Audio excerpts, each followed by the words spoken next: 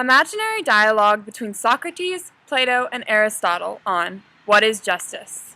I ask you, the greatest minds of our generation, what is justice? In order to truly answer your question, my dear friend, I must ask you, are you speaking of inner justice or justice while dealing with others? Well, if you look at the root of justice, are the two not the same? Both purpose is the happiness of others and yourself, and the balance between good and bad. Yes, but sometimes the best choice is not always the one that makes others the happiest. Justice must be the right decision. Shouldn't the right decision also be one that makes you most happy? Well, true justice is a higher form. It involves deep soul searching to find the truly just choice, and is more complex than simply happy and unhappy. Really?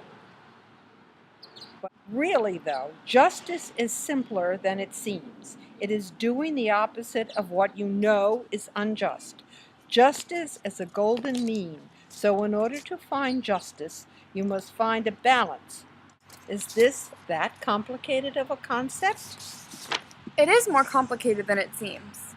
All things are interconnected, and there may be more than one good choice, or you may have no right choice.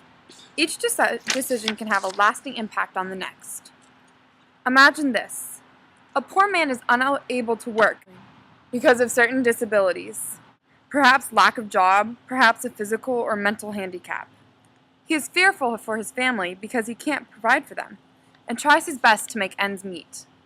Eventually, he is reduced to stealing from a fellow man. A baker. Is it a crime because he is harming his neighbor, or a good thing because he is saving the life of his family? Really, there is no right answer.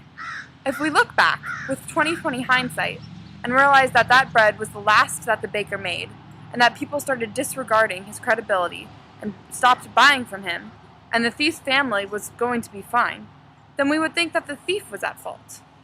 On the other hand, if the baker did not realize the missing bread, and the bread held the unemployed man's family over until he could get a job, then you would think it was the wise thing to do. The right answer is very rarely evident, and the consequences are important. True, but every choice you make, not just the bad ones, a reaction is seen. It is simple and happens every time. As long as you learn from your bad choices, all is good. I disagree.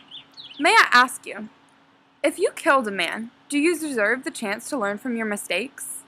You have taken another's life, and therefore ended their journey because of one bad choice, and yet you deserve a second chance to think, I shall not kill this time? No! You have made the bad choice to begin with, and have not thought through the consequences, and searched yourself for the right answer. Not all mistakes can be learned from either. If you made a mistake that cost you your life, then you do not have a chance to learn from it unless perhaps in the underworld. Furthermore, if you do not know that you have made a bad choice, have not truly considered the options and decisions you made, then you cannot truly learn. You keep speaking of looking within yourself, but what happens when people are unsure, if they personally don't know? One always knows if they care enough to search for the answer.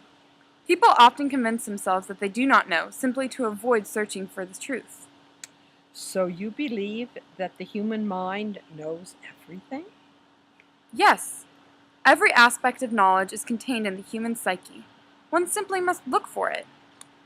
Then what is the point of learning? Well, with justice, you must delve deeper within yourself. You are still learning, but you are learning from yourself. Thus proving my point, that you must learn from yourself, including your mistakes. Ah, excellent point, my friend.